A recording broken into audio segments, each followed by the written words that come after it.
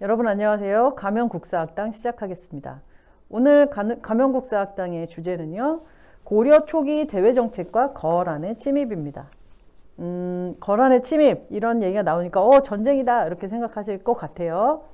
여러분들께서 전쟁사를 좋아하시는지 그렇지 않은지 모르겠지만 이 전쟁사를 보다 보면 뭐 재미도 있고 뭔가 스토리에 빨려 들어가기도 하고 그럴 수 있어요. 근데 이 잘못하면은 너무 그 스토리에만 뭔가 매몰되고 전체적인 역사의 흐름에서는 벗어나는 그런 경우도 발생을 많이 해요. 그러다 보니까 역사가 특히 고려사가 전쟁이 많거든요.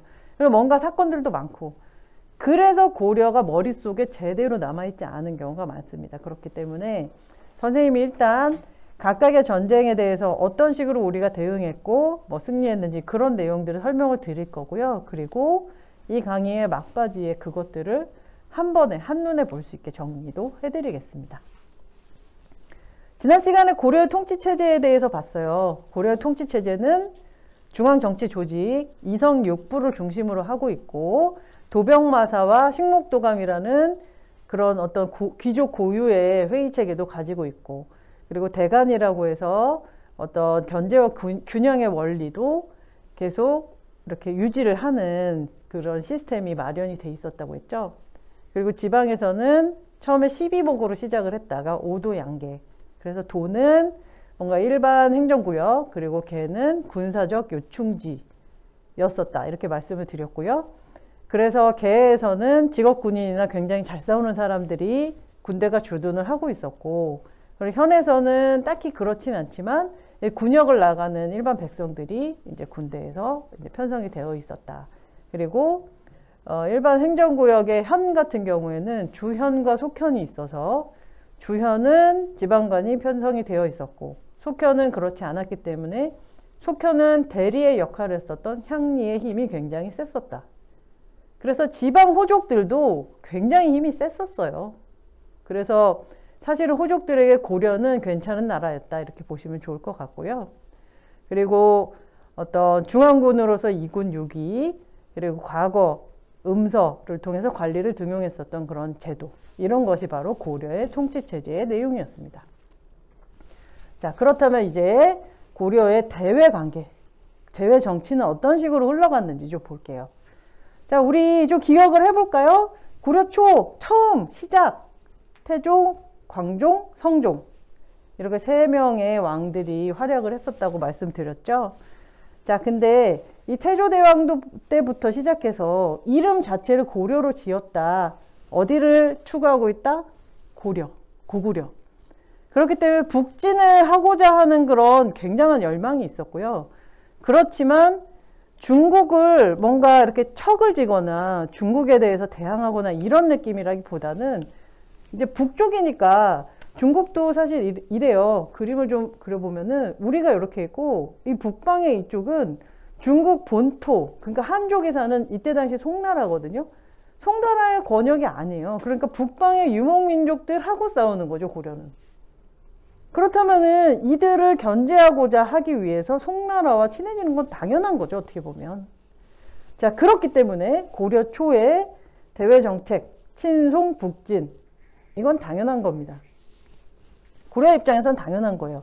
송나라에서 당나라에 이어서 정권을 잡은 송나라에서 그 뒤에 이제 굉장히 많은 어떤 문물들을 서로 이렇게 교류할 수 있었고 심지어 송나라의 입장에서도 고려가 이쪽을 견제해 주는 게 훨씬 좋거든요. 그렇기 때문에 서로의 이해관계가 맞아떨어져서 송나라랑은 친했고 그리고 이름을 따라서 고구려의 옛 영토를 확보하고자 했었다.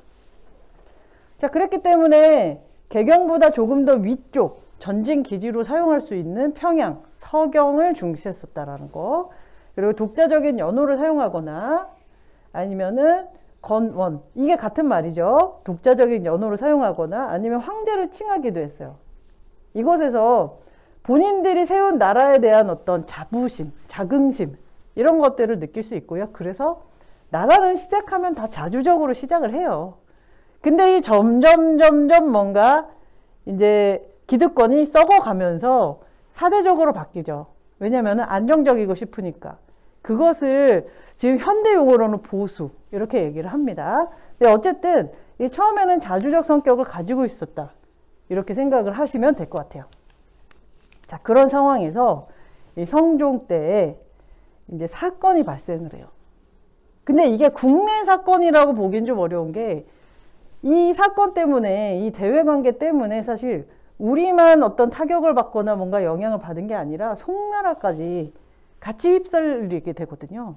무엇이냐면은 이 북방의 유목민족들이 원래 유목민족의 특징은 서로 같은 민족이라 하더라도 서로 떨어져 살아요. 왜냐면은 유목을 하는데 다 모여 살아봐요. 그럼 풀 뜯어먹혀야 되는데 그 풀이 모자라게 되잖아. 그렇기 때문에 넓은 평야에서 서로 이렇게 떨어져서 살거든요.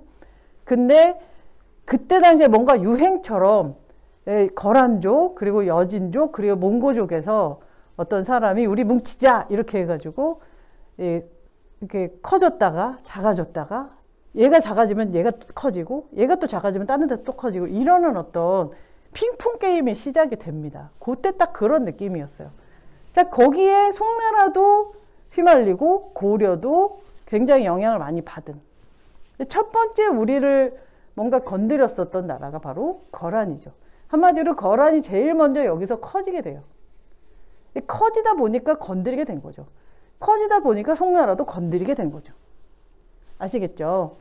자, 그래서 거란이 침입을 하게 돼요. 거란은 3번에 걸쳐서 침입을 하게 됩니다. 그러면 이 침입의 원인, 과정, 결과에 대해서 하나씩 설명을 드리도록 할게요.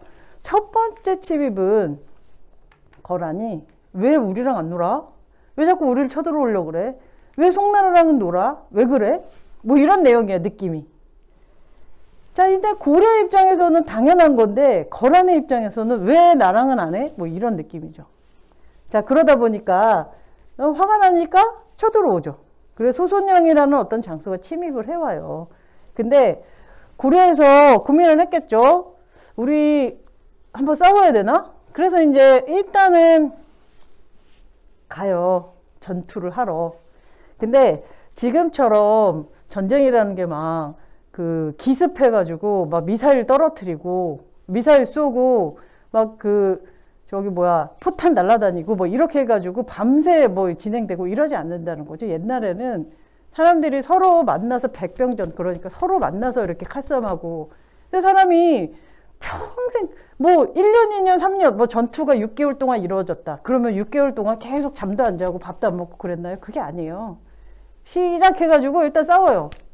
해 떨어지면은 이제 다 들어가요. 다시 자요. 그러고 난 다음에 다시 또 일어나서 하고. 근데 뭐 본인들이 이제 느낌이 뭔가 이번에 성공할 수 있을 것 같아 그러면은 야영하고 있는데 기습하고 뭐 이렇게 하는 거였거든요. 그러다 보니까는 이 전투가 길어지는데 중간중간에 회의도 할 수 있어요. 서로 이제 요청을 해서 우리 가운데 안전지대에서 만나서 얘기 좀 하자. 자, 그렇게 해가지고 성종이 서희에게 이제 서희는 문관이거든요. 그러니까 문관인데 장수가 돼서 나갔단 말이에요. 그러니까 약간은 서희가 본인이 그렇게 할 수 있다는 자신감도 있었던 것 같아요. 그래서 소손영에게 회담을 요청을 해요. 그러고 난 다음에 이제 소손영이 회담을 요청했으니까 응했겠죠. 그러니까 서희가 이제 물어본 거죠. 자, 우리 얘기를 좀 합시다. 도대체 왜 우리나라를 쳐들어오는 거예요? 자, 쳐들어오니까 소손영이 아니 왜 우리나라를 우리랑 놀아주지 않느냐, 왜 송나라랑 친하냐, 이게 바로 이거죠. 진송북진. 자, 그랬더니 서희가 뭐라고 했냐면은 우리도 정말 당신들이랑 놀고 싶은데 우리가 그쪽으로 올라가려면은 이 국경선에 여기 여진족 애들이 너무 우리를 괴롭혀가지고 거기 진을 치고 있어서 이 교역로가 끊겨 있다. 그래서 못 가는 거다. 우리도 교류하고 싶다. 자, 그 다음에 이제 그리고 왜 송나라랑만 하느냐? 아니다. 너네들하고도 하고 싶다. 그리고 두 번째, 왜 북진을 하느냐라는 거거든요. 왜 북진을 하느냐? 그래서 이제 서희가 물어봤어요. 다시. 우리나라 이름이 뭐유? 고려잖아. 그럼 우리나라 그 한반도 역사는 아시지? 그 한반도 역사에서 우리나라 고구려 백제 신라 중에 우리나라랑 이름이 제일 같은 나라가 어느 나라일까? 고구려? 그럼 우리가 고려라고 이름을 지은 것은 누구의 후손이라는 뜻? 고구려. 당신들이 살고 있는 곳은 원래 어느 나라 땅? 고구려.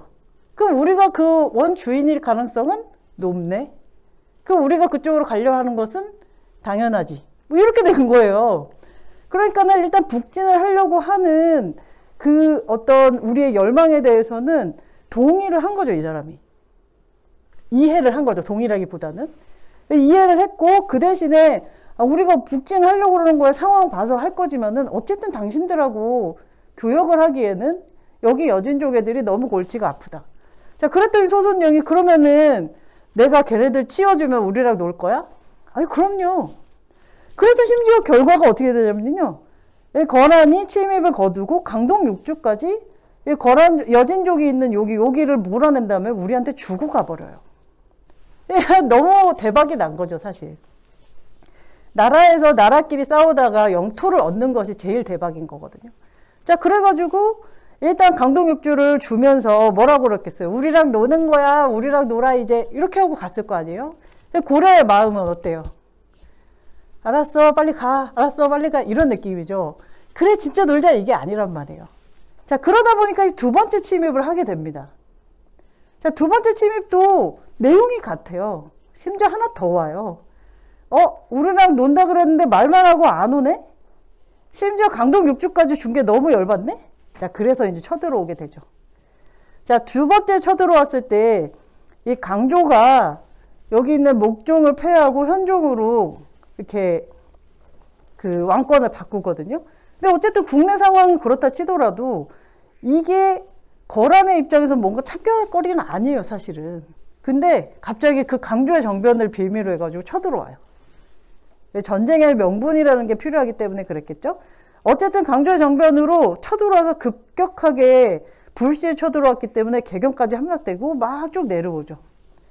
자, 근데 사실 이들이 그렇게 한 이유는 뭐예요? 친성북진했고 강동육주를 준 게 너무 화가 나서인 거죠. 그러니까는 결과적으로 봤을 때는 놀아주면 되는 거였어요.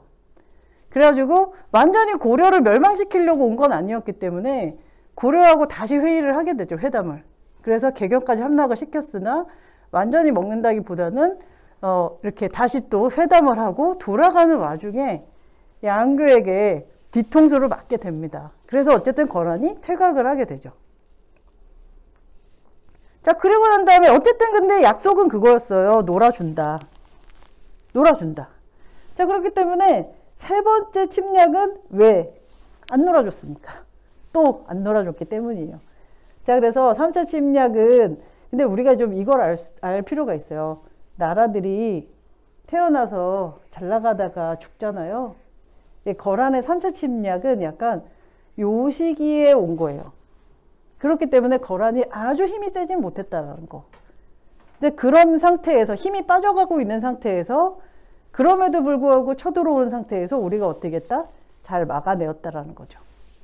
자, 일단 소배합이 들어왔고 그리고 들어와가지고 이것을 잘 막아내요. 계속 이제 우리가 이겨가는 거예요. 왜냐면 여기는 지금 내려가고 있고 지금 사실 어떻게 보면은 고려는 이제 성장하고 막 전성기로 가고 있는 상태거든요. 그러니까 이렇게 크로스되고 있는 상태이기 때문에 우리가 질 수가 없는 상태. 그래서 흥화진 전투에서도 이겼어요. 그래서 결국에는 거란이 퇴각을 하고 있는데 그 퇴각하는 걸 또 뒤통수를 쳐서 귀주에서 엄청나게 거의 살아 돌아간 자가 없다고 말할 정도로 또 대첩에서 승리를 하게 되죠. 자, 그러면 이제 더 이상 어떻게 해요? 못 들어오죠. 침략을 포기하고. 그리고 우리나라의 그 고려의 입장에서는 얘네들 자꾸 쳐들어오네, 안 되겠다. 천리장성, 이렇게 천리장성을 축주하는 그 정책을 취하게 돼요. 그래서 이제 덕종 때 이게 현종 때부터 덕종 때까지 쭉 이어서 완성, 12년에 걸쳐서 완성을 하게 됩니다. 자, 여기서 지금 보면은 거란이 침입을 했으나 결과적으로는 어떻게 되죠? 우리가 잘 막아내고 영토까지 얻게 돼요. 심지어 첫 번째 외교談판에서는 아무런 피를 흘리지 않고 그렇게 할 수 있었다라는 거. 사실 전쟁이 죽이고 막 이렇게 해가지고 굉장히 승리하는 그런 역사만 기록하는 건 아니고요. 이렇게 외교라는 어떤 그 도구를 통해서도 그 전쟁에서 승리하는 경우도 있을 수 있다라는 거예요. 언제나 힘으로만 그 논리를 세워서는 안 된다. 이런 어떤 그 교훈도 좀 있을 수 있는 것 같아요. 어쨌든 우리의 어떤 성공적인 첫 번째 전쟁, 이게 바로 거란 침입기에 있었습니다. 자, 그러면은 그 뒤에 여진몽고 계속 우리가 배워보도록 할게요. 수고하셨습니다.